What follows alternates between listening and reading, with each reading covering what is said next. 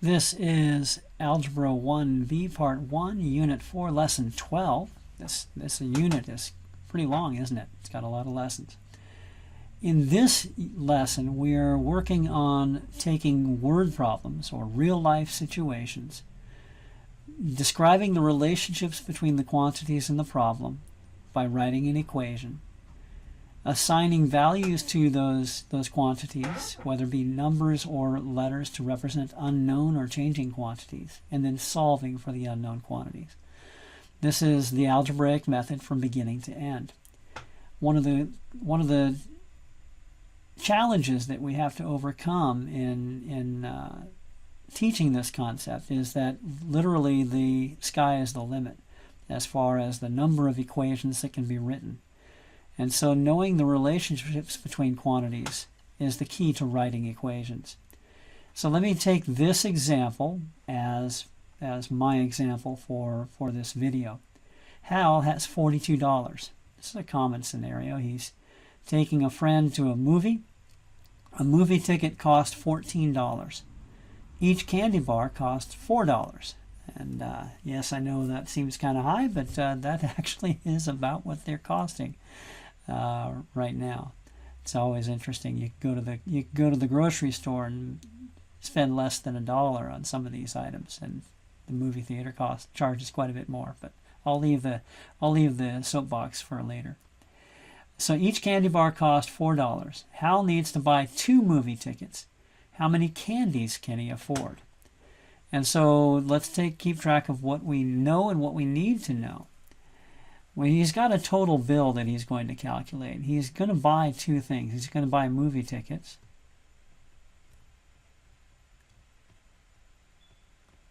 And I am simplifying this because, yes, he could buy popcorn and a drink, and that would greatly complicate the situation.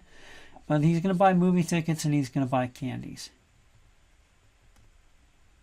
And that's going to be his total price. His total price. Now, how do we calculate the price of the movie tickets? We take the number of movie tickets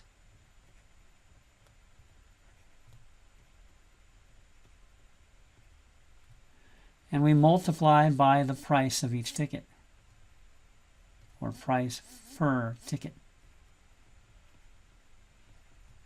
For the price of the candies, we take the number of candies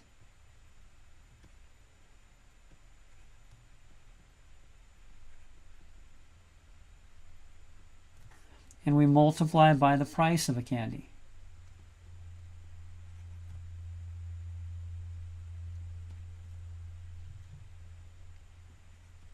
And that's how we calculate the total bill, or total price.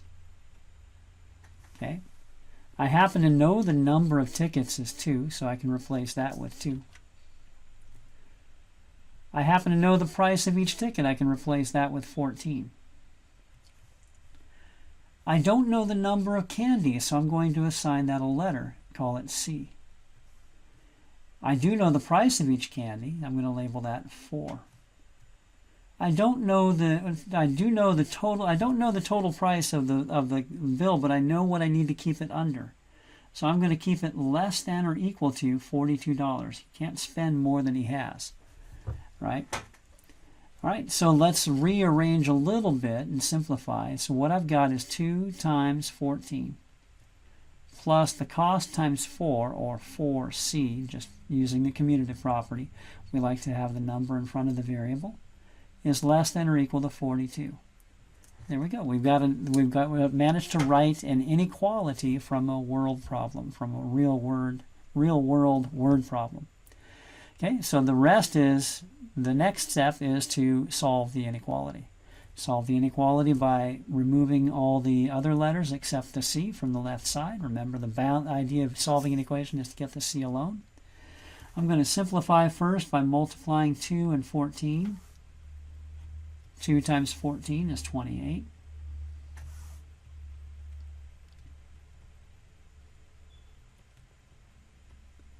Okay, I'm going to subtract 28 from both sides of the inequality symbol.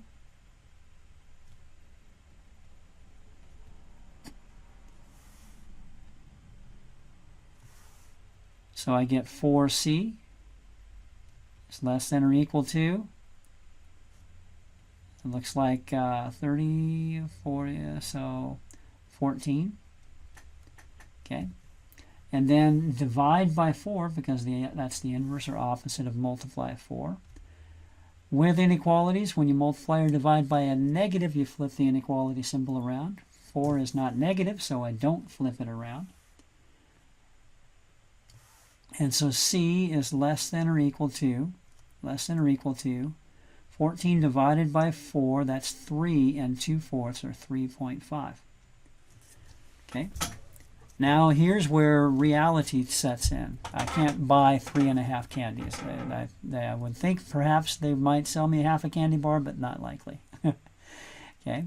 And so I can afford to pay for 3 candies. So valid answers.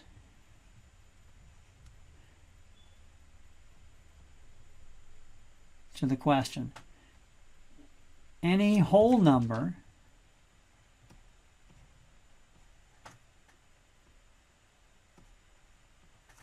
less than or equal to 3.5. So valid answers are 0. I could buy no candy bars. 1 candy bar, or 2 candy bars, or 3, but not 4, because 4 is not less than or equal to 3. So my solution set is here. I can't buy negative candy bars either. Now, to answer the question, I'm assuming he's going to maximize his candy bars, so he's going to buy 3. Okay. So hopefully that helps. So hopefully you see the process. Identify the quantities either known or unknown in the situation. Write an equation that expresses the relationship between the variables and the unknowns and knowns. And then solve the equation. And then check your answer for validity when you're done. Does it answer the question? And what are the possible answers or solutions?